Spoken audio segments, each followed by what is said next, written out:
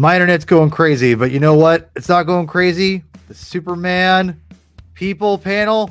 Why we love Superman. Thank you for joining the Comic Binge. I am your host, Paul Herman. I will be joined by Chris Clow as always. Also with two amazing Superman people as well, which I'll get to them in a second.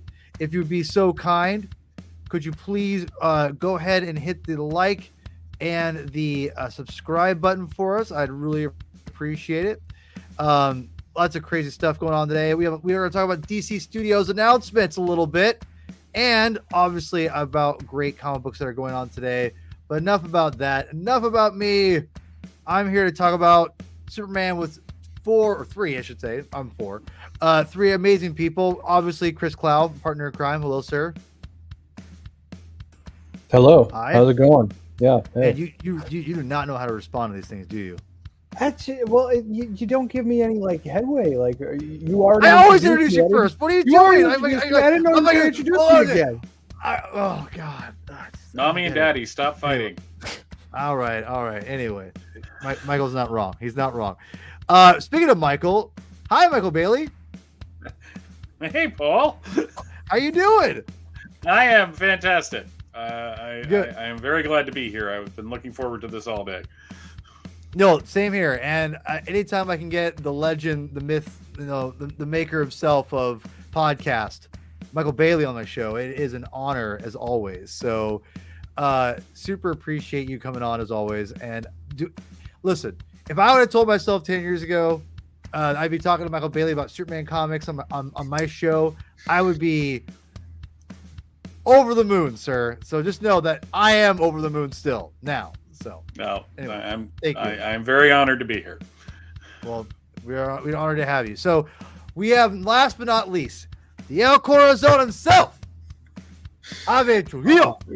I am so excited today to talk. I've been waiting all month to talk with the Authority, Michael Bailey, and the Brave and the Bold, Chris Clow and Paul Herman. Yes, let's go, man. Yeah, let's do it. God damn it, Michael. I mean, there's a true legacy of podcasters right here. Well, there's only one. It's Michael Bailey. That's all I gotta say. So it's true. It's true. It's true. He's the legend. So today, if you're wondering, if you haven't, again, hit like, subscribe, please. It really, we've had a lot of subscribers lately. Super appreciate it, guys. I really am super humbled, and it goes without saying how much it really does mean a lot to all of us here at the Binge. And if you're wondering, we mostly do live shows, and we have tons and tons of content on the playlist. Go on there. There's something for everyone on that playlist. I'm telling you all. And if you're wondering what we're talking about today, you can go back on the playlist of Why We Love Superman series, and you'll see episode 1, Warworld Rising, which again, we'll talk about Warworld, I guess, which again, I wish they'd go back and fix this, because it feels like we should have got Warworld. This should be Warworld Part 2, and but it officially starts with this. It's confusing. I don't like that. I personally think they should have gone it started this right here, which I'll pop up in a second here. Where are you? This one. This should have been Warworld Part 1. In my opinion, but it's not. This is a trade, by the way. We'll get this out right now in stock, Amazon, all that good stuff. And this is what we're going to be talking about today. Warworld, the arena, I would say. Come on, my internet's not working. There we go. So this is issues 136 to 1036 to 1042, I believe. Yep. And so on our last episode, you'll be able to have us break down this bad boy, which was amazing. And then today we're going to talk about this. We're starting with 1036 to 1042. We're going to do an broad overview of this. But before we do that, we got a lot to talk about, because really quickly, we had a big announcement by James Gunn talking about DC Studios. And I'm curious where you guys all kind of stand. Chris, I'll go with you first. Let's not go super crazy, which I know Chris will give me a 12-hour disposition of how Superman is and James Gunn are meant to be together, and how Grant Morrison and all this stuff. But give me a. Why do you assume that's what I'm going to say? Because you give everything 12-hour disposition. Yeah, but I don't necessarily believe that James Gunn and I Superman- see. This is what I'm talking about. Just go. Just give what thoughts Put today. words Go, in my go, mouth. go, What go. the hell else am I supposed to do? I didn't put words in your mouth. Anyway, go ahead. Respond. No, I mean I actually gave a fair amount of thoughts on Twitter. I have a thread going that I don't think I'm actually done with yet, but when it comes to Superman specifically, it's encouraging. I mean, the fact that you have people who are in charge saying that they want to restore him as a symbol of hope, and that you have Gunn invoking a story like All Star and the way that he presents the idea to the public. I mean, for my money, All Star Superman is one of my favorite Superman stories. So, and one of the reasons why is because it goes out of its way to emphasize how exceptionally empathetic and intelligent and hopeful he is, and how he provides that to the universe around him. So, details are thin on the ground. That's fine. I mean, just in terms of like a pitch of like an emotional connection to try and get people on board, it's extraordinarily encouraging. And the fact that Superman is the beginning, as he should be in everything DC universe related, also very encouraging. Thank you. That was perfect. Well done. All right, Mr. Michael Bailey. You told me a little bit. Where do you like the movies as much? Do you like? Are you more of a comic book guy with this stuff? I know you like the TV series, but are you kind of over superhero films? No, well, with the Superman film, I'm never over it. I just can't quit it. Right. Yeah. But no, I was I was more distracted these past couple of months over everyone losing their minds that Henry Cavill wasn't going to be Superman anymore, which is sad on a certain level. But I think Chris and I discussed this at one point. This isn't our first rodeo. This isn't the first time that the Superman that was the Superman is not. This is, I think this is like my fifth in overall. But what I liked hearing about, there was two things I liked. One, that they said something to the effect of, he's an old-fashioned character in a world that doesn't like old-fashioned things. I think that has a really good ring to it, because usually when they're pitching these things, it's, we're going to make him relevant to today's world. And James Gunn seems to be like, no, we're just going to do Superman. Seemed like the thing to do. I also was kind of fascinated. They said the Authority is going to be tied into it. So I'm wondering, are they going to be like pulling in bits of Action 775 with him having to deal with that? And is that going to be one of the conflicts of the movie, is their version of justice versus what Superman does? I saw that, you mentioned that, he's been tweeting, James Gunn has been tweeting, he's reading All-Star Superman. And my first thought was, you want to start with the one where he dies? Not sure that's bold, but I think it's more of what Chris was talking about, what that story says about Superman, not directly adapting it. Yeah. It's the hardest. It gets to the heart, right? It gets to the heart of Superman. So I'm excited. I'm cautiously optimistic about everything they announced, except the Supergirl thing. I'm tired of angry Supergirl. I get it. That's as fair. A take. It's legitimate. It just seems to be DC's go-to thing with it. You think it's overplayed? Yes. But I'm also really excited because there's going to be a Creature Commandos animated series, and that. I didn't know J.M. DeMatteis is the one who created those, Michael. Mm-hmm. I had no idea. So, I'm in. So, but that's my basic thought. I'm kind of excited about it. Right on. Okay. El Corazon, what are we feeling? I had all the feelings today, man. I try and temper my exuberance with reality, because I mean, Right. we've been here before when it comes to DC films and, well, maybe not DC Studios, but slates being announced and everything. And I really liked what I was hearing. I like the James Gunniness of something like the Creature Commandos being front and center, of Viola Davis continuing as Amanda Waller. The Superman thing was interesting because we've talked about it on this show, and I've been on another show on the Vigilante 39 podcast, and we talked about what we thought was going to happen. And the fact that we're getting a Superman movie July 11th of 2025 caught me by surprise, because that's for a movie that's still being written to and I would imagine would be effects heavy, that they're going to try and meet a summer 2025 date seems pretty ambitious. And yeah, we didn't get a lot of details, but the fact that it's called Superman Legacy, like, immediately my mind went to John Kent, not Jonathan Kent.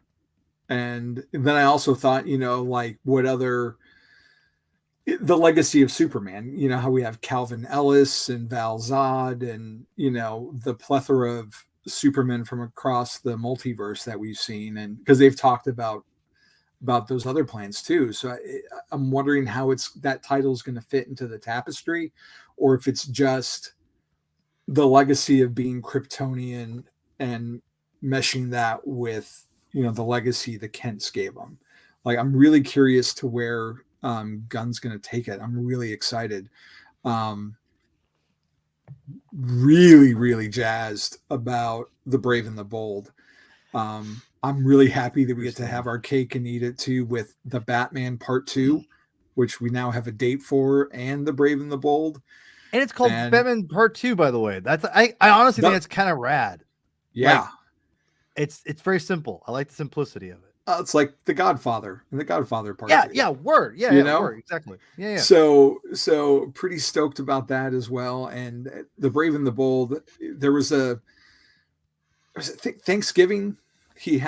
James Gunn had a charcuterie board, and like one of his pets was trying to eat it. In the background, people spotted the Grant Morrison Omnibuy, and people were like, "Oh my God, he's going to do this." He's like, "No, I'm just reading it because I like comics." Well, I mean, the art for Batman and Robin, what was it Batman versus Robin or Batman and Robin Must Die? I forget what that volume's called, but that's the art they used during the presentation. Isn't it the third? It's like not the second arc. It's like the third or fourth. It's like towards the end of Dick Grayson's tenure as Robin, or I mean, as Batman. I mean, excuse me. But I love all of Morrison's Batman, and so I was pretty excited that that's going to be the inspiration, and that we're going to get to see a live action Damian Wayne. So I'm really curious how we work that in. Is it going to be Dick as Batman? And that's how we're going to differentiate. Dude, I would be Batman. Dude, I would lose my goddamn mind. I in the best way possible, because that would be the ultimate just swinging for the fences and like, you know what, we're going to do something different and really driving home that legacy aspect. Maybe they're going for.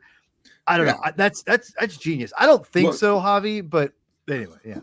Yeah, but I think any way that they can differentiate the DCU Batman from the Reeves, the Batman universe, would be a good thing. And just, for me, like, my Robin was Tim Drake and my Superboy was Connor. Like, for Jack, like, his Robin and Superboy are John and Damian. So anytime that he gets to have that, you got to give him a shot, man. But all that was really exciting. And you and I had a text conversation today where, as we always do, we thought it was interesting how, for all this presentation, all the presentations we've seen in the past, they're like, here's a storyboard, here's an artist conceptualization as Dwayne Johnson as The Rock, drawn by Jim Lee. But we didn't get that this time. Nope. We got actual comic book covers and comic book art panels even for Viola Davis, who they said was Amanda Waller, they didn't show a picture from Peacemaker. They didn't show a picture from the Suicide Squad. They showed comic art of Amanda Waller. Big deal. Which, yeah. And we've seen DC at like the end of some of their promotions and trailers, like, here's 3 books for Black Adam. Here's Batman Year One and Long Halloween for the Batman. And it's really exciting as a comic book fan that they're pushing the comic angle of like, you like this? Here's some stories to go read. The announcement for Lanterns, which also sounds really amazing, that we're finally going to cross, hopefully, a finish line again with that show. You go to the Facebook page and the link will take you to, hey, here's 25 awesome Hal Jordans. Here's the other link. It takes you to John Stewart stories. So I really like that aspect of the promotion. Because that's why we're all here, is to talk comics. Right. So I'm going to try to wrap this up here. We'll move on to the awesome Warworld comics we'll talk about here in a second. But I want to just briefly mention that, first of all, I think this is all fantastic. There's a couple things I want to point out there. First of all, Gunn he's blowing my mind at how smart he is. He just knows how to work the audience. But listen, there's a couple of key things here I want to point out. One, notice he calls this whole thing gods and monsters.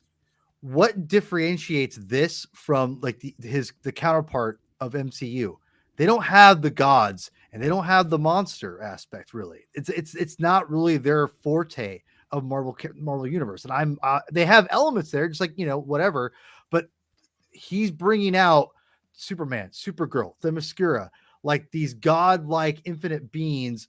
And then also that monster aspect of like always, fun little things that differentiate this from Marvel automatically, which is genius, in my opinion. You're automatically showing the world, this is different. We're offering you a different side of this action science fiction, comic book world that's not the MCU. This is not, and I think to its strengths, which I think is really good. And I think that the Superman you have to really drive home that godlike idea. I know not like Snyder did with the whole Christ-like thing, but like really emphasize the power levels of these characters and the mythology of these characters that he's diving into, which I think is really interesting. And I think that you're leading with, I think, a strength of the DC universe. And I think that's really cool. I think that's really smart. You're automatically you're not trying to emulate Marvel. You're doing your own thing and going your strengths. Interesting. Obviously, we could talk for days about Batman. I just have one question, please, real quick, before we move on. If Yes. the Batman and the Batman Part 2 are like the Godfather and the Godfather Part 2, are we going to have like 16 years after the Batman Part 2, the Batman Part 3, and it's Dark Knight Returns? No.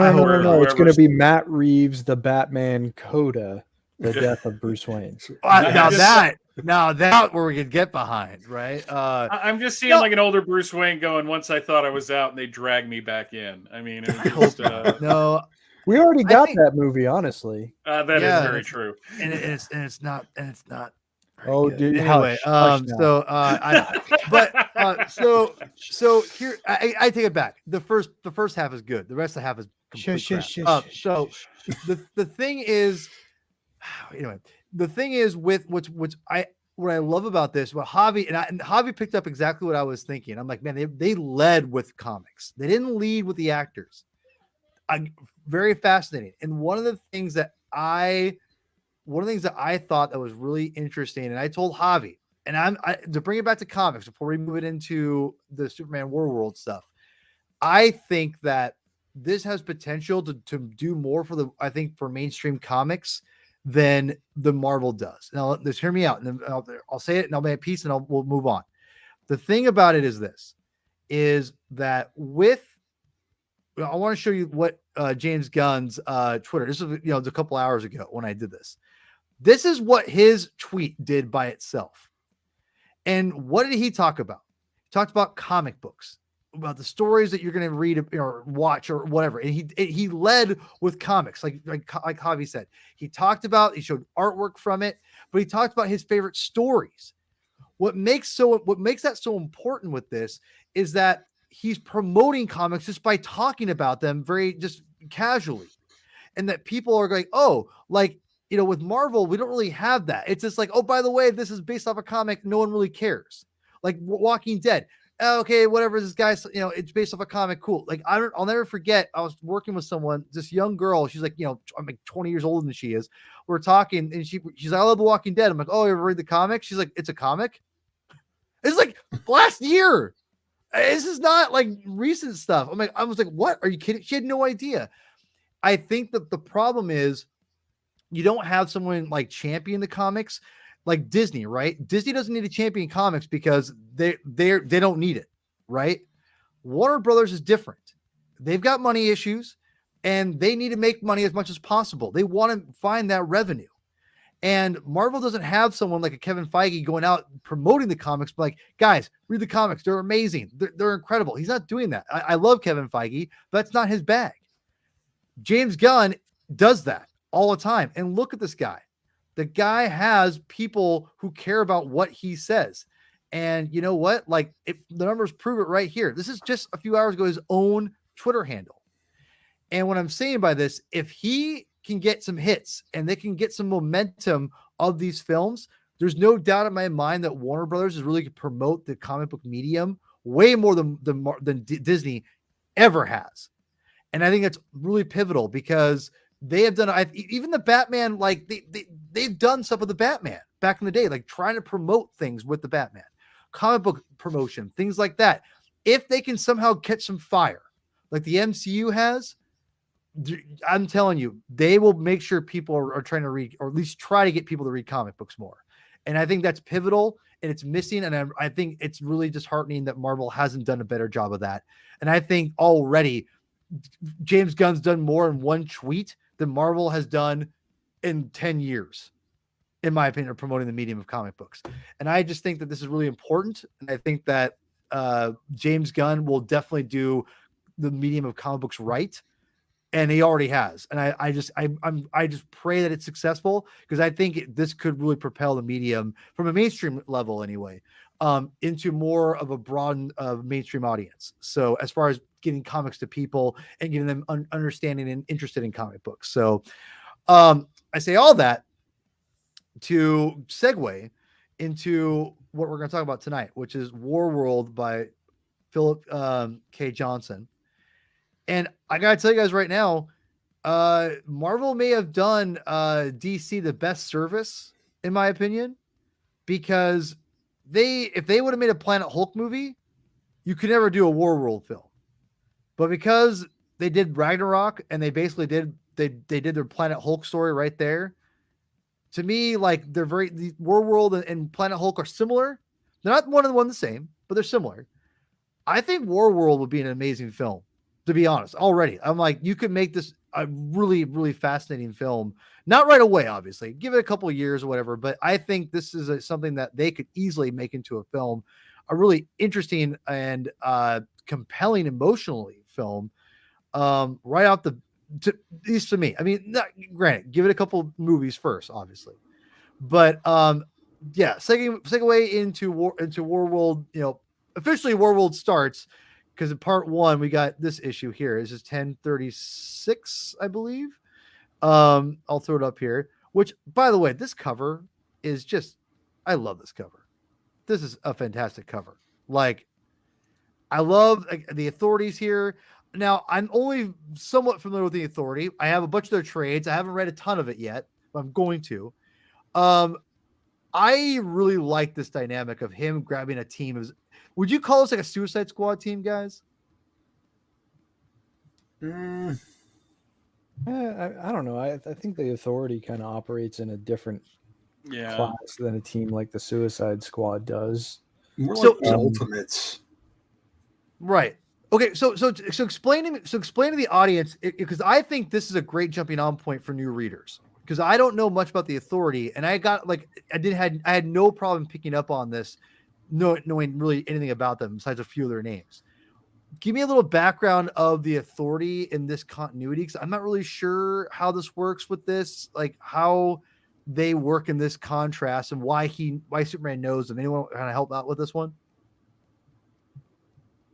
I don't know much about the Wildstorm Authority. I know that they were kind of like archetypes playing off of like the Justice League and the Avengers, but they were like a separate universe. And then so we had the Action 775, which introduced the Elite, which was like the DC version of the Authority. Because again, separate companies, and Manchester Black was they were the same company by then. They were. Yeah, okay. Jim Lee sold in '98. Oh wow, I thought he held on to it for longer. No, it was around 19. It was like towards the end of 1998, I believe. But I remember it was '98 because me and my roommate at the time were like, "What?" So, it was a big deal. Even me, I remember when it happened. I was like, "That's weird." But the Authority that we're seeing in this story isn't the original lineup, although it does have similar members like Midnighter and Apollo. But you've got a lot of DC mixed in there as well. OMAC. Yeah. I will never not be amused by the fact that Manchester Black is part of the Authority when the Elite was Joe Kelly's piss take of the Authority. Like, and the one time I heard him speaking about it, he's just like, and it wasn't the Authority, except that it was totally Authority, but I couldn't say that at the time because of office politics. But yeah, it's just funny that Manchester Black, the guy that's part of the team designed to kind of show how that sort of superhero team doesn't really, isn't the end all be all, is now working with. It's just really weird. It would be like one of the members of the Squadron Supreme joining the Justice League. It's just weird on that level to me. That's fair. I think that's a fair, because I do know that the obviously like Midnighter and Solar are like, is that his name? Solar? Is that I forgot the other guy's name. Midnighter's boyfriend. Apollo. Sorry, Solar. Sorry. Apollo. They obviously are Superman, like, Batman archetypes. So it is. So Michael, I totally get it. It is weird. I mean, I'm not gonna lie.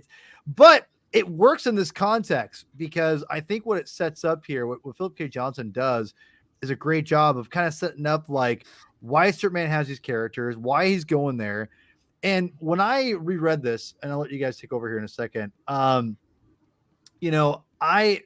read this before in this whole trade, because again, you guys go on DC Infinite, as Ryan Lauer would say, and you can read it on there, single issues, started, whatever. But I got the trades. I reread Warworld Rising again before I read the Arena, and I gotta tell you, this is just it rereads so well.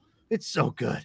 And going into this, you just feel Superman's like just emotion. And that's the one thing that I'm curious what you guys are all way bigger Superman fans than I am.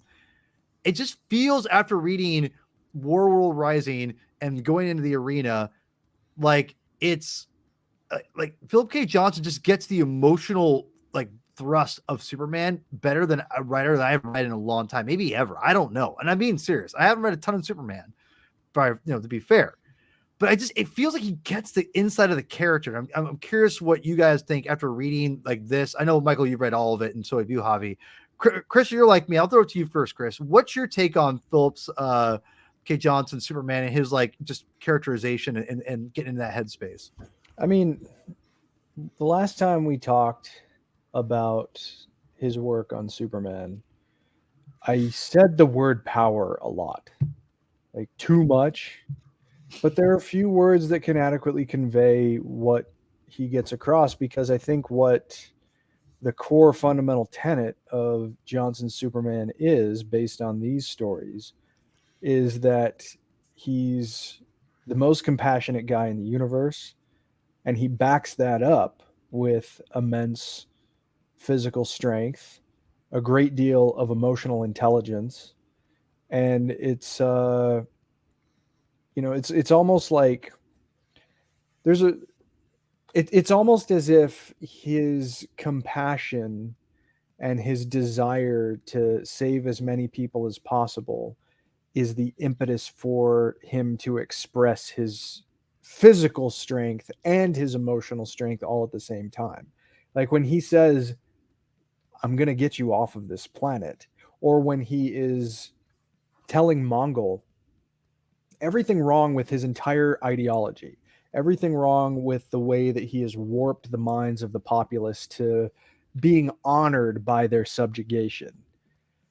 There's just such confidence and certitude that can only really come from a character like Superman because he has the strength of his convictions. I guess you could say that Mongol does too, but the foundation for Mongol's convictions is far shakier than Superman's, because Superman's is built on the immense strength of compassion for others. And you see that just hinted at the very beginning of this story, where he's talking about the need and necessity for hope. And it seems like he's talking into a vacuum. Like, who's going to pick this up? Who's possibly going to really comprehend what he's trying to tell people about how they should be the drivers of their own destiny, and their chains are not something that are to be admired, but something to be overcome.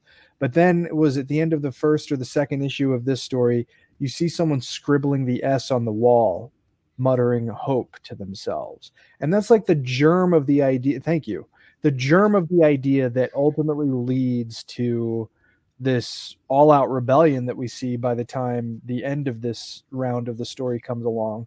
But I love how this emphasizes that, sure, revolutions start small, but sometimes all you need is just a spark of hope to eventually be able to ignite and overtake such an oppressive society. You know, there's so much here about Superman exhibiting his strength and his power, not through just force for the sake of using force, but for showing for his desire to do the hard work that shows people there's strength in protecting others. There's strength in throwing off your chains, even if they're the only thing you've ever known. And there's strength in fighting for yourself and for everyone around you. You know, it's just like I can't describe that in any other way but powerful, because it's the physical manifestation of the hope that Superman elicits that's getting ready to punch Mongol in the face. And I love that. Michael Bailey. One of the things that I love about this story in particular is one of my disagreements with how Snyder portrayed Superman. And this isn't going to be me bashing on Snyder. It's just a comparison because it's a recent and somewhat popular version of the character. Is there was kind of an aloofness to all of his actions. Like, and there was like kind of a sadness. Like when you saw him hovering over the hurricane victims. Yeah, it was dramatic. It was always dramatic. You saw him looking all sad as everybody like surrounded him after he rescued the people the Day of the Dead festival. This is Superman getting among the people. Yeah, he's down with them. He's lost most of his powers.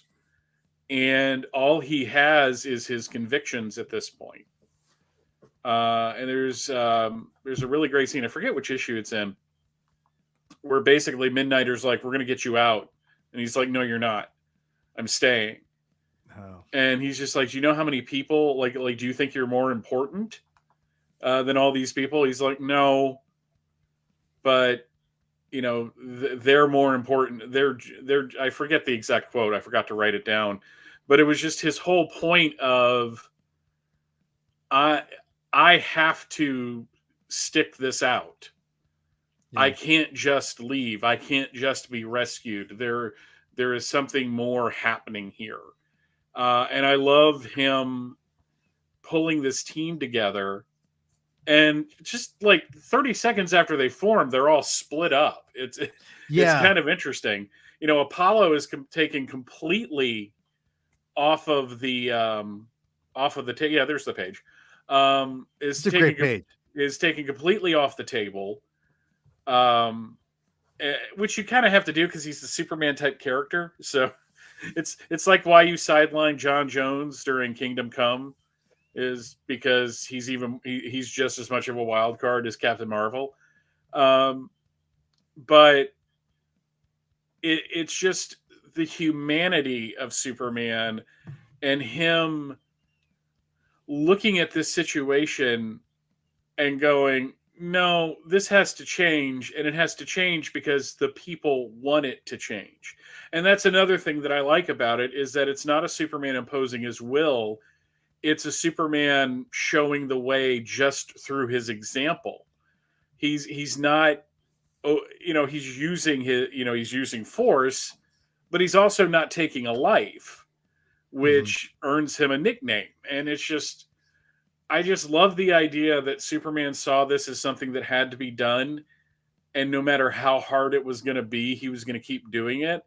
And he wasn't going to lose his convictions. And he wasn't going to back out when things got really hard. It was just more of, I am just definitely just going to see this through. And I didn't know how I was going to feel about this story, in all honesty. I mentioned last time that I'm a huge fan of Exile, the Superman story Exile. So really quickly, could you tell me where? Because I want to read this. Because if you're a fan of it, I want to read it, and I can tell if the people want to. You read can it. borrow my omnibus. Yeah. But what are the issues? Give me the deets. Give me the it's deets. Adventures of Superman 451 to 456, I believe. Superman 28 through 33. Oh God, that's a lot. Action Comics Annual number 2, and then Action Comics 643 is where everything wraps up. But so Superman, if I Google Superman Exile, it'll tell me all that, right? Yeah. Okay, but it's Superman leaving Earth, and man. through the course of the story, it's not the entire point of the story, but through the course of the story, he ends up on Warworld. He's lost some of his powers because he's been away from the Yellow Sun, and he ends up having to fight in a gladiatorial combat. It was adapted loosely for the Justice League episode with Mongol, the two-parter. And in that, he gets a gladiatorial-like outfit that's all leathery and, showing with his cape kind of as a sash. And I thought, is this going to be just a retread of that? And it wasn't. It had a lot of the... They both dealt with certain similarities, but this one was longer, and 2 was dealing more with Superman going somewhere to free a people as opposed to just ending up there and it happening, which I say would be the biggest difference between the two stories. But no, it's just like everything about this said, are you going to like this? And the answer is, yeah, I'm really, really going to end up liking this. Did we lose Paul? Well, to kind of dovetail off the scene you guys were talking about, because that was one of my favorite scenes too, with Midnighter confronting Superman, who's already been beaten and locked up. The page just before the one Paul's got on the screen, it's very like Rorschach-y, like Batman, like this. It doesn't look good that he's locked up and beaten in jail, but like from his point of view, the whole idea is Mongol just put me in the place where I can talk to everybody all at once. Like it's almost makes it seem like it's some kind of strategery and not just him getting his ass kicked. Because now, like, what I appreciate about the story is that it's not just him coming to Warworld, beating everybody up and like, hey, you're free. Because that's just the surface thing. All the times that people make complaints about Superman, why doesn't he liberate these people or stop famine or this, that, and the other thing? It's like the problem, there's an underlying cause to that problem. And that's what Superman's doing here, is he's going to the root of it, because they could have won that fight and freed everyone, but it wouldn't have changed who they were as a people. And that's where we go in this story, is getting to the root of all that in changing hearts, which, I mean, is kind of his greatest power. The fact that he can, that the effect that he has on Midnighter, and the effect that he has on the war zones. And I think, it's different this time than the previous story too, because Clark he's in a different position. He was very isolated in exile because he was exiled. And here he's got, his son back home, his wife back home. Like, he's got different things to fight for, but he also has his convictions that he needs to honor as well. And that was something that really stood out to me for this arc. And just getting to this particular phase, the brutality really caught me off guard. Like, you just turn the page and Apollo gets impaled in the back, and then we get Light Ray killed, and then you find out, oh no, Superman's got sick and he's looking a lot older and doesn't have the powers, and it's all an illusion. Like, things go wrong really fast, and you really feel the dramatic tension that Johnson's establishing here. Yeah, I want to jump off of that, because there's a moment in the very first issue that does what I think is a rather brilliant job of introducing the concept of changing hearts and minds. When the Lord Premier is confronted with the concept of he's introducing the idea that it's moral to do nothing. Do you really, if Superman liberates Warworld, do you really want your planets to be overrun with these Warworldian refugees that were responsible for perpetrating atrocities on each of your worlds? Is this really something that you sounds want? Pretty pertinent, it sounds pretty modern in a good way, in my opinion. Well, it's just like, it introduces this is really, to me, like one of the core conceits of villainy in the story, because we're reading action comics. Superman is a man of action. If he sees something wrong, he can't stand idly by. And this is one influential political leader who is saying it's moral to do nothing, when that runs antithetical to, like, if you are a subscriber to Action Comics and you pick up the book on a Wednesday and you're excited to crack it open, chances are pretty high, I would assume, that kind of runs antithetical to a reader's way of thinking too. But it just sets the groundwork for not only the work that needs to be done with Warworld and overcoming the really intense propagandic programming that Mongol has instilled in all of his slaves, but there's also a war of hearts and minds that even takes place among civilized society and under the Alliance of Planets. I'm reading a book right now called The Persuaders, at the front lines of the fight for hearts, minds, and democracy, and it talks about the importance of coalition building. Progress is made through the very, very difficult work that is required to actually bring people to your side. And it's not just going for ideological uniformity and just bringing people who 100% believe every single thing that you believe. It's creating hard-fought coalitions that just push the needle of the society that you live in just a little bit more. And I felt echoes of that in those parts of the story in particular, because not only is Superman waging a physical war against Mongol and in trying to liberate Warworld, but he's also, even in other planets that he doesn't realize just yet, he's waging a war of hearts and minds to try and win people over to his side of thinking, not by fighting them or by subjugating them, but by showing them, hey, this is a better path and here's why. So there's a lot of really good complexity to this story that is certainly there if you look for it. But and yeah, like you said, Paul, I mean, there is a lot of relevance here to the hyper polarized society that we find ourselves living in today. It's almost like a statement to the value of moderation and the importance of coalition building, but just in the guise of giant aliens who kick the living shit out of each other, which is great. One of the things that I loved about, and what I love about this version of Superman that Philip K. Johnson has really done a phenomenal job of doing, and I think portraying, is Light Ray says a moment in this issue, the first issue of 1036, and it's on that big sun. It's like on that 2-page. It's like basically it's like one giant like 2-page splash page of Superman looking up at the person they have sacrificed on like the outside the space, outside the planet or whatever.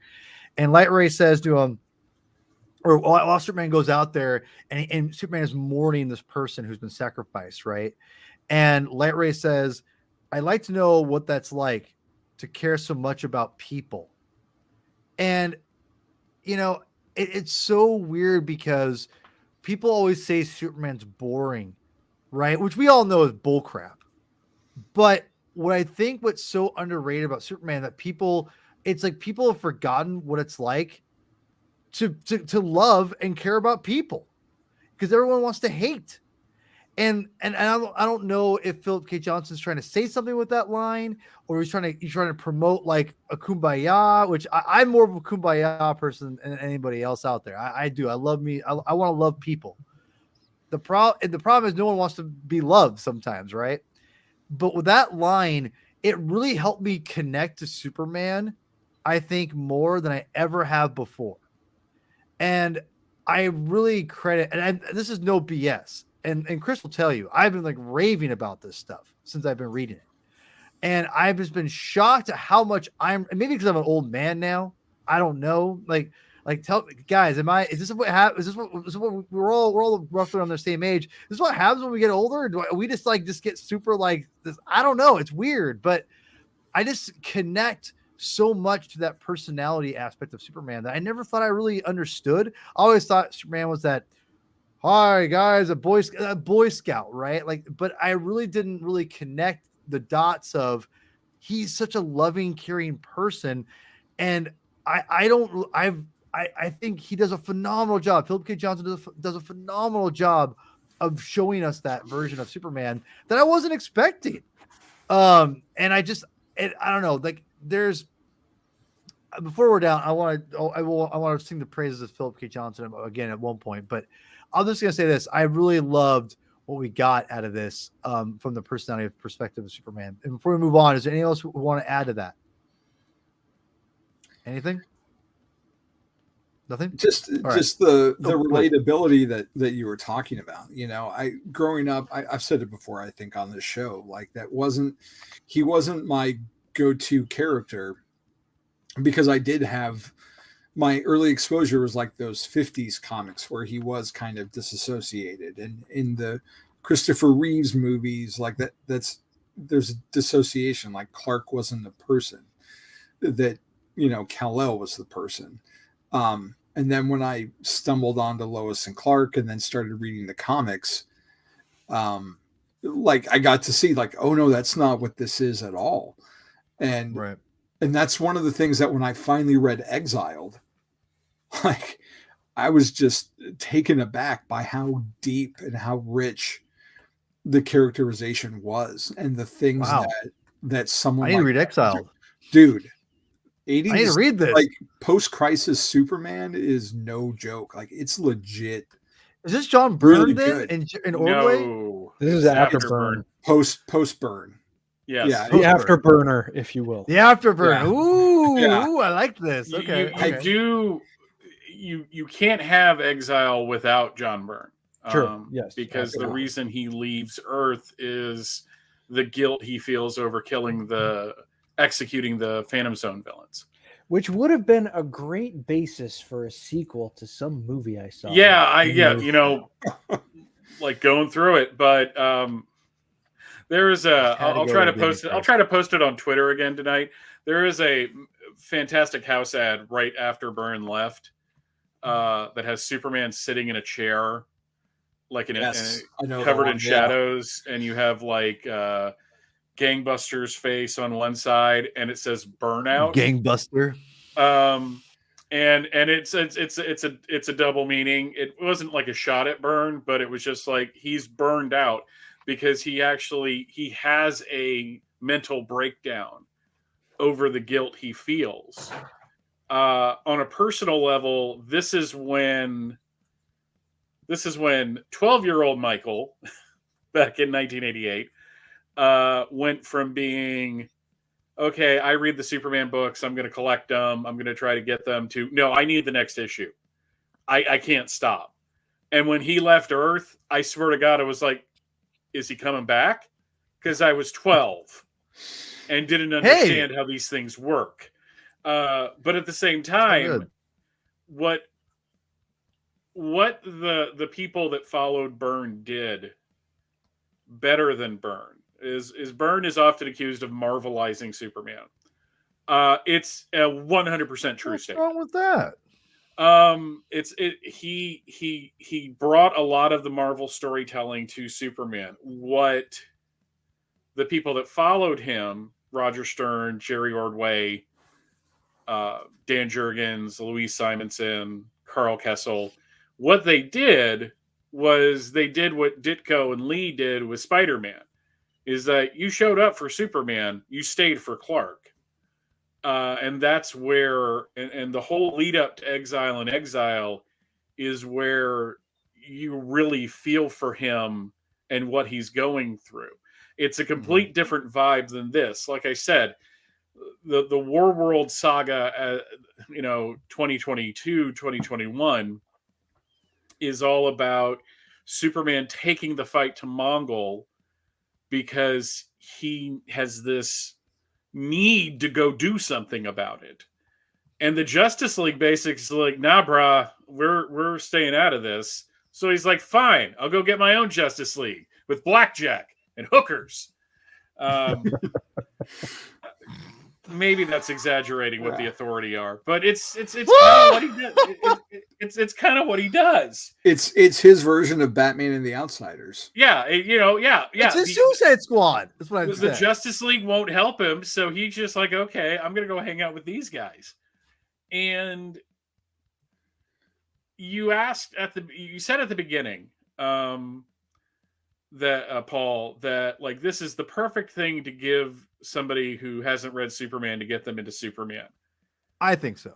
I'm not 100% sold on that, and it's not that I don't think that it has any merit, because I think it does. Mm-hmm.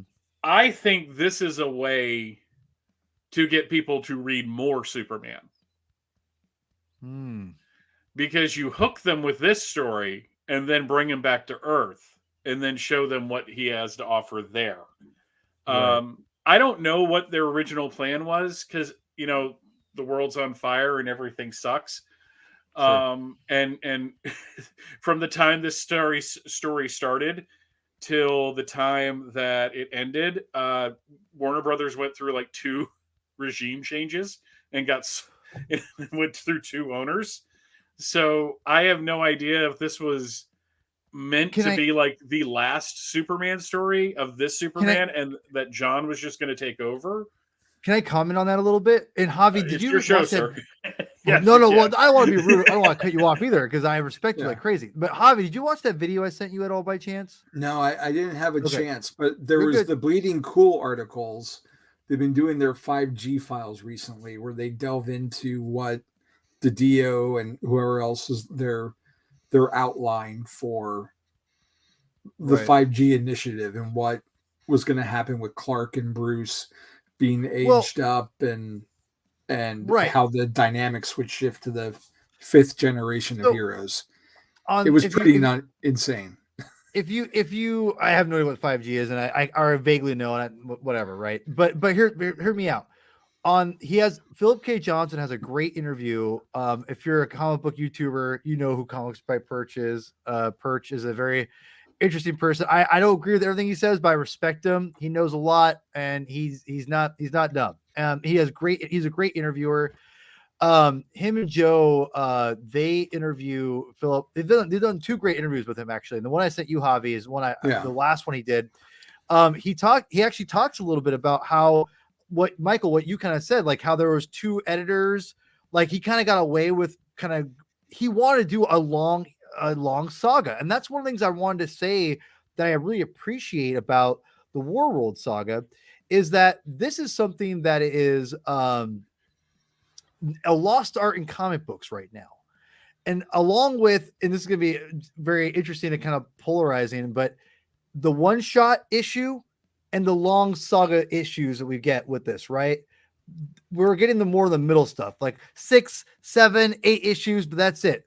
Warworld Saga is it's long.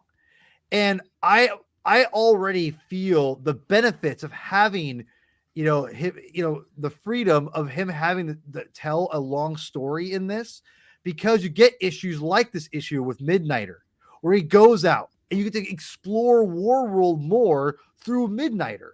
And it lets you invest more into why Superman's there in the first place. And we're not getting that a lot of times in these superhero stories, because they want to wrap them up and get them in trades. And I these are all in trades, obviously. And I think they work really well how they're doing it.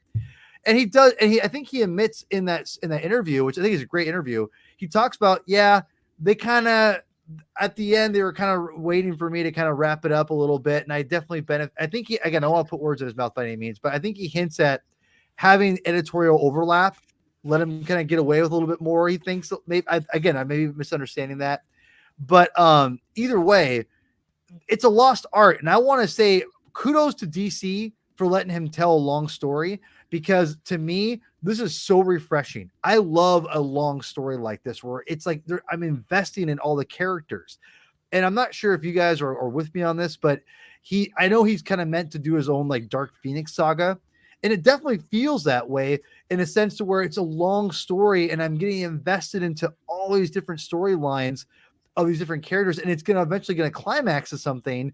But there's so many threads that are going on, but it's all, they're not like a little bit here, a little bit there. It's very much, you're telling this one narrative, and it's very tight for as long as he's telling it and how many characters he has.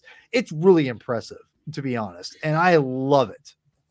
Your Go ahead. DC Universe Infinite, if you type in Warworld Saga in the search bar, 29 issues. Oh, it's beautiful. That's including the interlude for the Morrison written Superman the Authority, and an action annual that's loosely tied, and the Authority special, and the Midnighter annual. And Superman the Authority is tenuously connected to these stories at best. It has some great art. I mean, so does the regular Warworld Saga. Look, I like that story a lot. I actually really enjoyed Superman and the Authority. It's just like there's a lot of continuity gymnastics that are taking place in order to actually have that serve as the basis for where we see this story pick up. Because, but he does say, but really quick on that interview, he did say that the reason he put the Authority in was because Grant was doing Superman and the Authority. And look, the story's better for. I'm not No, I agree. Yeah, right. I'm saying it. Yeah. Like they're a welcome inclusion in these issues. It's just that I feel like they should have done their own version of a story that actually put all those characters together more substantively beforehand. Whether it was Johnson or someone, I mean, obviously I would prefer it was Johnson, but when you read Superman and the Authority right from the beginning, it makes it very clear that it's effectively an Elseworld story. Mm-hmm. There's just parts of that are incompatible with the primary DCU conception of Superman as appears in these issues. But I mean, Paul, I'm with you. I mean, I don't have any problem with a longer form story. I really can't complain about anything Superman related in comics right now. Tom Taylor is doing his own thing with John, and he's picking up the baton, and he's doing really good work with that character. Specifically, there's this impetus, this conceit that takes Superman off the board, Kal-El Superman off the board for an extended period of time. I feel like Johnson is taking full advantage of the fact that he gets to play with arguably the best toy in the toy box of comics itself.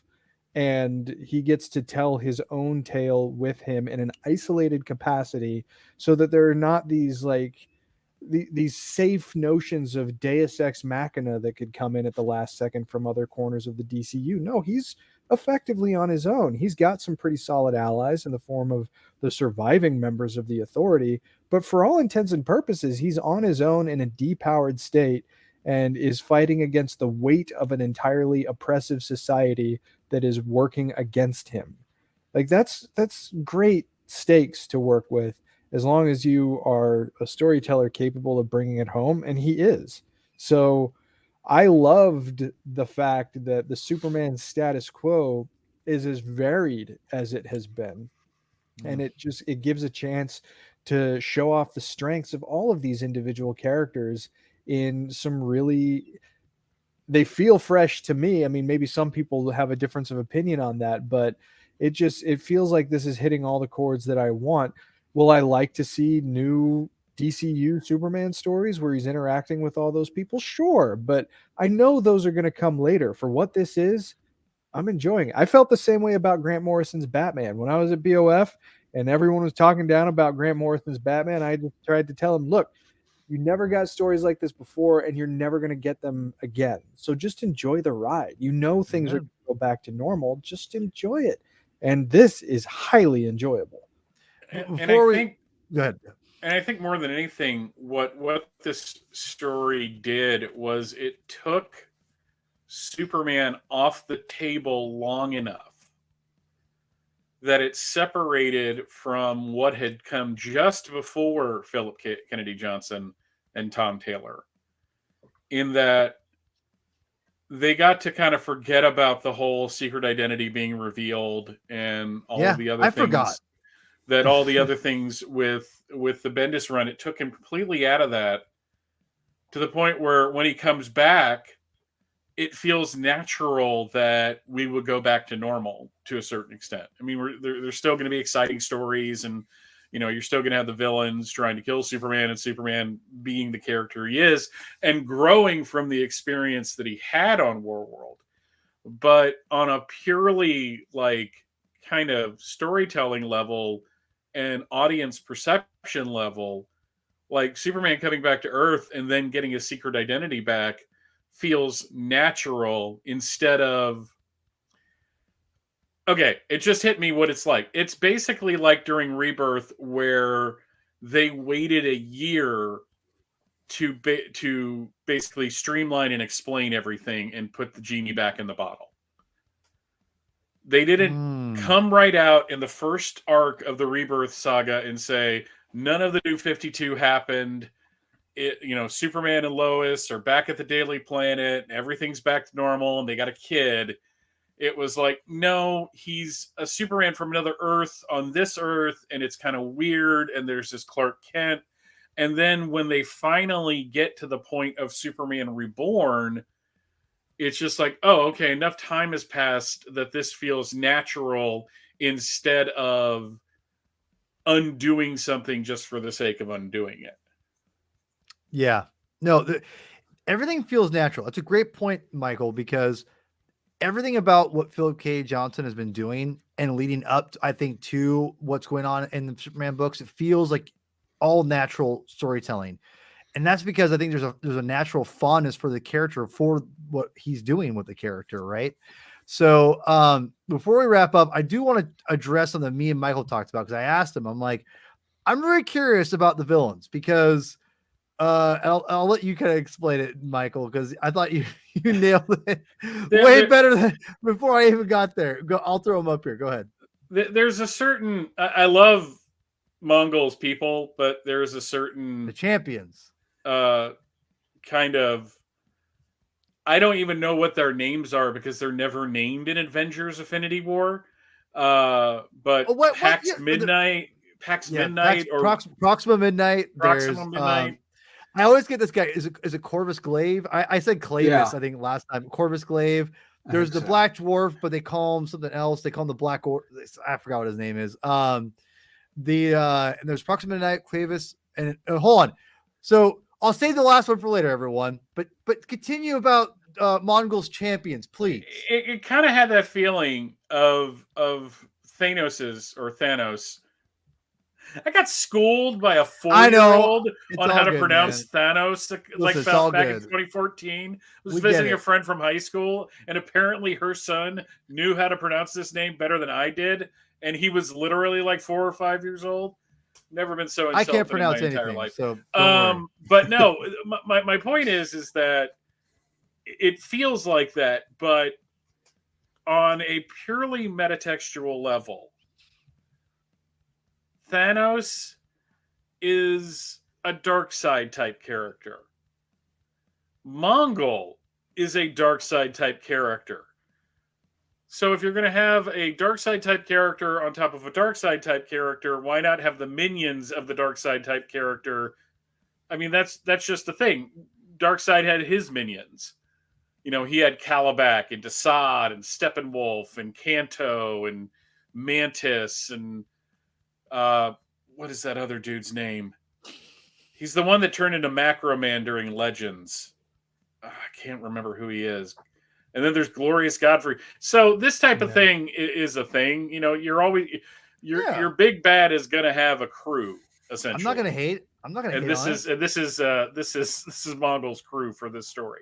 All right, before you nailed it. Before I even said it, I thought the same thing reading it, right? And Michael, before I even said anything, you brought it up. I have one, not even a criticism. I just laugh because it's almost two on the money here. So this is Teacher.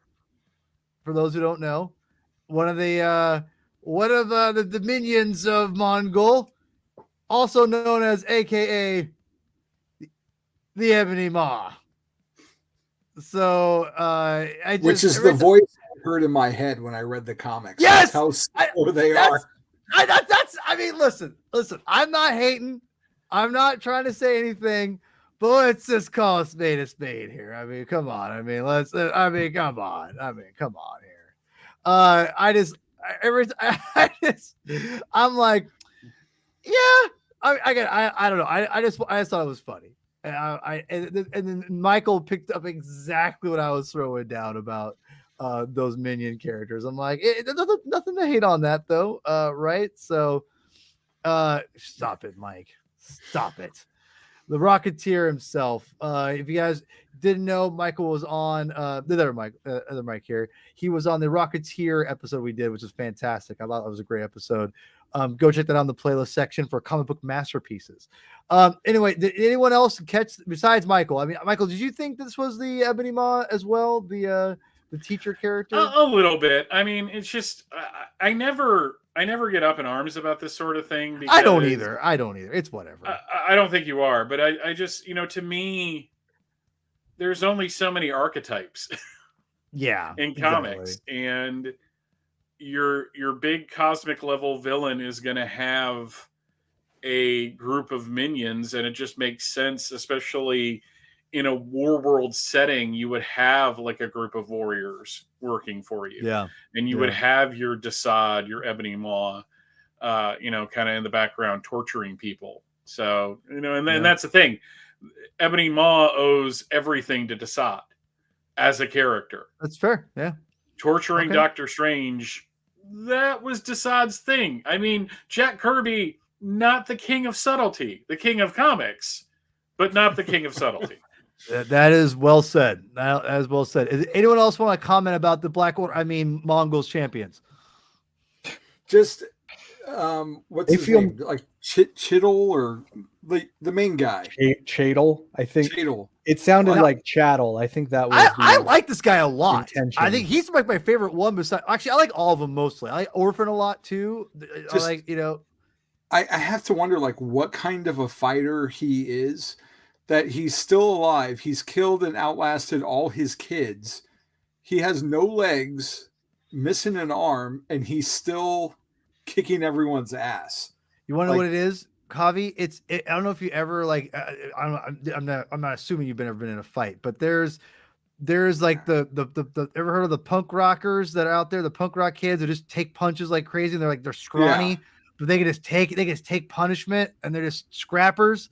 That's what this guy is. He's just a scrapper, man.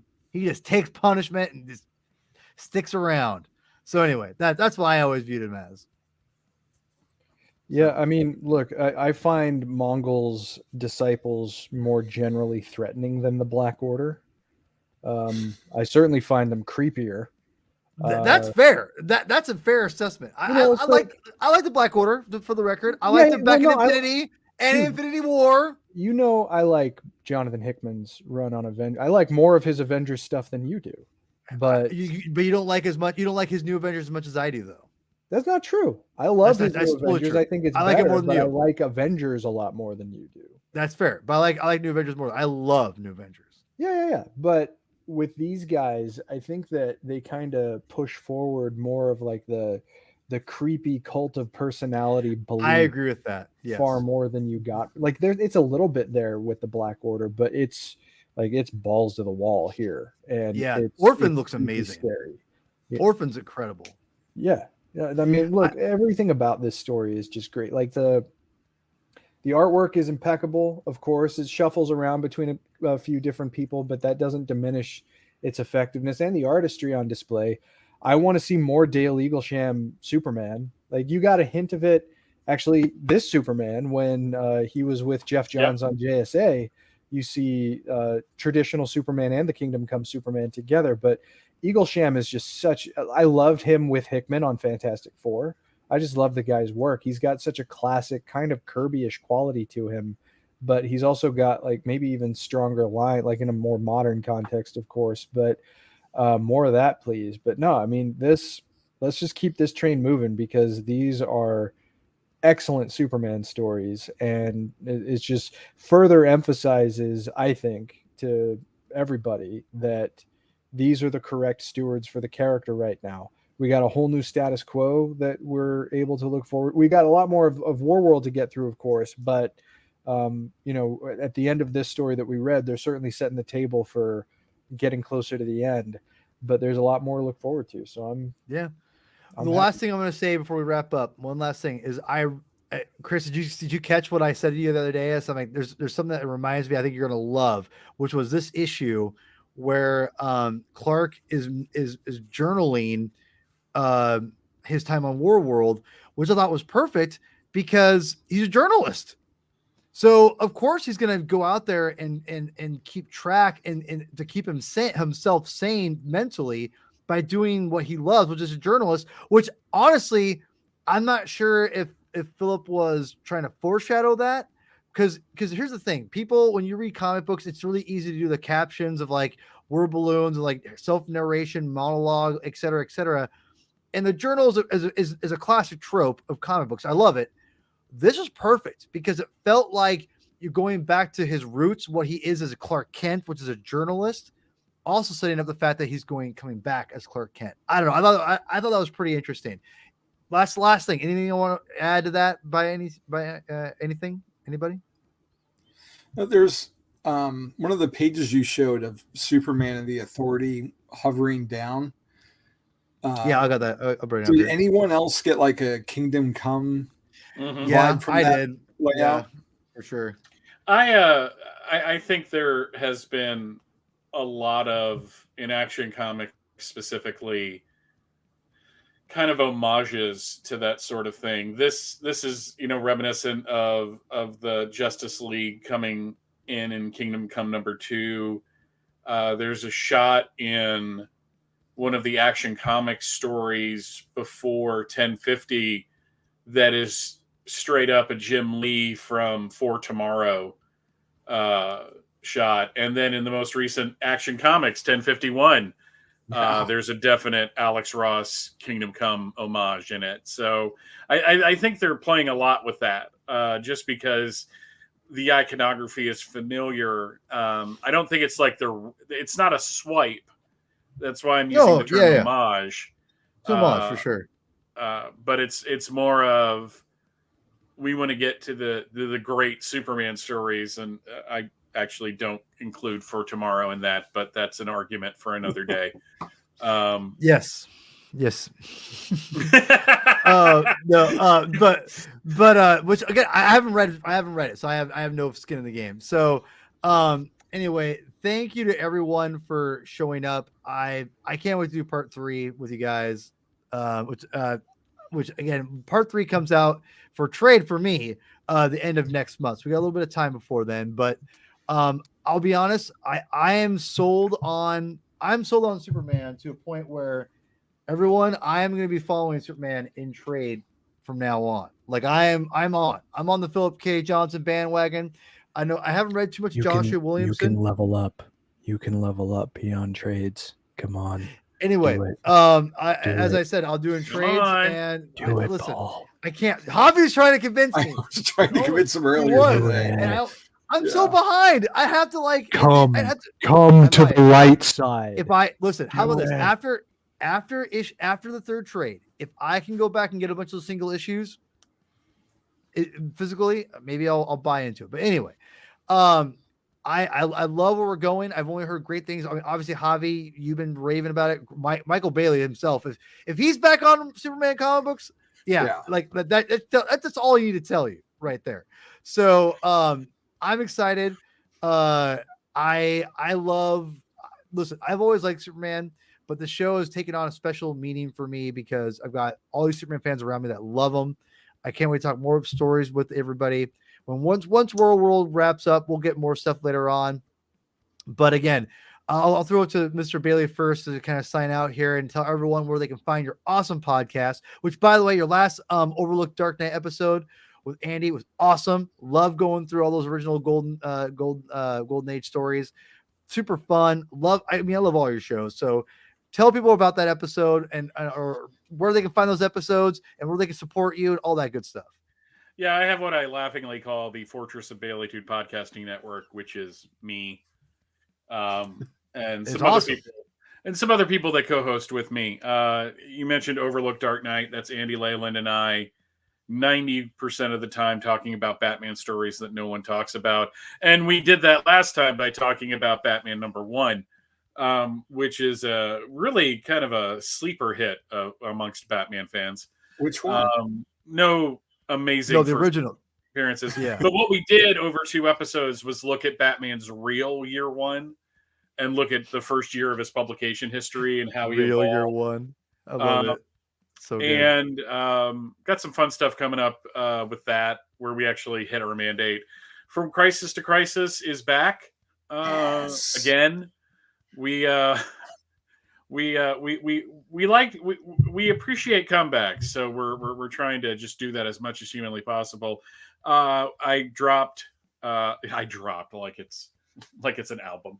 It is an album, homie. I put out our talk about the Death of Superman 30th anniversary special, which we were kind of mandated to cover this past week, and we've got coming up probably about a month or so our Final Night coverage, which is going to have 4 parts to it, because we not only read Final Night, we not only read the Superman issues, we read all of the crossovers as well. So that's going to be fun. It's kind of what we did with Zero Hour. But if you like post-crisis Superman, there's your place to go. And the network has like several hundred episodes of various shows. If you want to hear me being really angry back in 2009, you can listen to Views from the Long Box. I love Views. Bring Views back, Holmes. Bring Views back. Bring it back. You keep saying it. It's almost like I want to keep it away just to torture. No, just kidding. No, it's good. Anyway, and if you like Superman, every Monday night at 10:30 Eastern Standard Time, Steve Eunice of the Superman homepage and I do something like this, where we talk about the latest and greatest. And what we have discovered is that we have to drop episodes because the day after we drop an episode, something really big happens. So you're all welcome for the announcement today, I guess I'm saying. Exactly. But yeah, well, fortressofbailey2.com. Yeah, and I've said before, people, like it's Michael's stuff is incredible, and I bring Views back. I love Views. Do more. I know you're busy. Do more. Please release more. You're awesome. Thank you, Michael Bailey. We'll see you hopefully back here for part 3 of Warworld. Oh yeah, definitely. Oh, you're the man. The man. Will you and Jeff be covering the Death of Superman 30th Anniversary Deluxe Edition hardcover with DC Universe Infinite cover? It's funny. DC Universe Infinite introduced Ultra a month after I got a year subscription. That's dirty. But somebody who is very cool is slipping me his copy of the Death of Superman 30th Anniversary Deluxe Edition softcover. So I will have that. Nice. But yeah, am I an addict? I don't know. I bought both covers to the Death of Superman 30th Anniversary Deluxe Edition that came out. So it's a good sickness. I don't know about that. It is. I have my doubts. Supporting comics is never a bad thing, in my opinion. But the El Corazon himself, sir, Mr. Javi Trujillo, tell us, where can people find and support your great content, sir? I just had a review go up today on the James Bond dossier.com, where I talk about 007 number 4. And I specifically bring that up because it is written by Philip K. Johnson, who we've been discussing all night. And in terms of writing, it's one of the best runs, one of the best story arcs the series has had since Dynamite got the license a few years ago now. So definitely pick that up. The last issue, I think, came out this week, maybe. And then he's got another mini series in like 2 months. So I'll be covering that as well over there. Twitter, I'm at Javi True. Instagram, The Bond Is Not Enough. Occasionally you see me around on the Spidey Dude Network. I need to edit really bad. I've got some Amazing Spider-Man Classics season 2 that Jack and I have recorded. I just haven't put together yet and sent to Zach. My apologies. Yeah, it's never fun. And hopefully within the next month or two, I will be announcing a new show. I've been really lucky to be contributing on sites that I've followed for literally decades. Like Batman on Film, I'm reviewing Catwoman and the Batman The Adventures Continue and a couple other things. So I've got something in the works that's just going to be mine that no one else is really talking about. And it's and these two characters lose their minds when you find out. It's literally something I've been planning for like 4 years, and started it and just kind of couldn't for reasons, and now I think it's a really good time to launch it. So hopefully by the next time I'm on, I'll have something a little more concrete to share.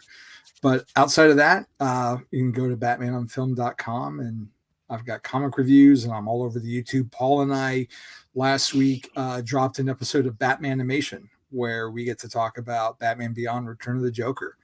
And that was a lot of fun to hear Paul's entry point into the Batman Beyond universe. So It was a really good conversation. So, well, it was great company. And for people who don't know, Javi is the best kept secret in comic book Twitter and podcast. And you. Javi, I think you've been in every episode this month of the binge, if I'm not mistaken. I think you've been in every single one. Have I? I think so. Like you're like. You are definitely like you have indoctrinated yourself as I've been in there. You're institutionalized with us, and I couldn't have it any other way, sir. So thank you, man. No, seriously, thank you. And that's why I call you the El Corazon, man. You're the heart. Mean it. The Reverend Chris Clow himself. How you doing, sir? Tell people where they can find you. Where you're not on Twitter as much. Find me in bed. I'm tired. I can tell. Yeah, we got Ghostbusters to play still later on. I know they just dropped the patch, man. I know, man. A whole new map. Dude, Spirits Unleashed. If y'all are playing it, y'all missing out. It's super fun. There are shells now where you can turn your proton pack and your thrower and your trap into the same ones from the real Ghostbusters. It's so incredible. Cool. I can't wait to play it. I need it. But it's so good. Love that game. I mean, the binge is basically, my main extracurricular activity because my work keeps me pretty busy. I'll drop occasional thoughts on Twitter, and I got to do some stuff on my Substack. It's been a while since the last thing I did was a review of the Batman, and God, that was almost a year ago now. So, maybe I'll have something for the more fully formed thoughts on the DCU for anybody that cares. If you do, cool. If not, don't worry about it. Or you can always live stream. You can always live stream it from here. Yeah, that's an idea too. I don't know. We'll see. We'll see. Do you But have any Discovery debriefs coming down the pike? okay, so this is an interesting. No pun question. intended. No pun. Yeah, no, it's good. Yeah. I'm gonna put my pizza bites in the oven, guys. Oh, See you later. yeah, One right. second. Yeah, pizza bites. No, I'm being serious too. We took a long hiatus, but now that there is another season of live action television that is about to emerge, we are planning on being back with the Sweet. return of Star Trek Picard. I mean, it's an occasion that I think warrants us getting back together again. So we still need to drop an episode for the season finale of Strange New Worlds, but once we do that, then the path will be clear for Picard. Well, look at this, a Comics on Consoles question. Okay. Nice. One brief note about Comics on Consoles. I have not forgotten it. It has been years since the last episode came out because I did a career change and my work kept me busy, but there may be a return of Comics on Consoles in the cards for the Comic Binge channel. Still working it out.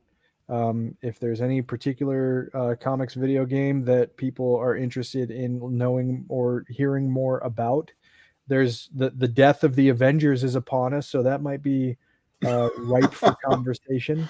But yeah, Comics on Console is still very much in the cards. Unfortunately, I don't have any direct information for you on Space Demons other than I'm probably privy to some more information than other people have. Stay tuned. That's what I'll say. There might be something to look forward to there. But no, in the meantime, if you're looking for me, I don't know why you would be, but if you were, come to the Comic Binge. We got a lot of cool stuff to talk about in the intervening time. And Javi is privy to some plans of mine as well that I'm going to hopefully try and put into motion here in the next couple of months. Can't wait to hear those. Oh, it'll be a good time, I think. I will tell you right now, Andrew, I really appreciate it. You're always being really supportive too, honestly. Space Demons, I'm trying my best. It's hard. I'm hoping to get more comics released this year. My goal is to get more, whether it be short stories or whatever. I'm struggling with ideas with Kickstarter stuff. So, because my goal is I don't want to do Kickstarter all the time. I would love to do some kind of Patreon thing. I have like no audience.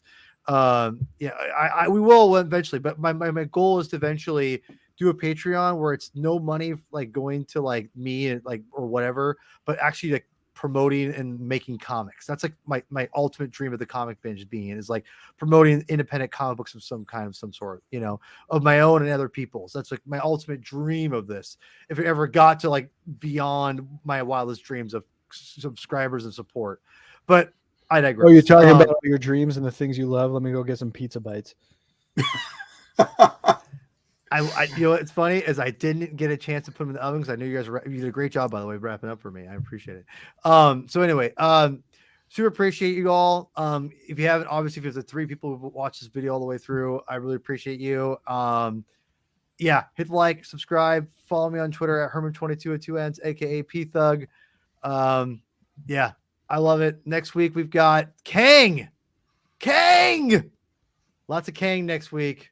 MCU required reading returns sub-series, my favorite. I'm excited. Next week's King comics I'm super stoked. I freaking love that series. Miniseries is so good. All right, Chris, why don't you take us out, sir? Read more comics. Thanks, y'all.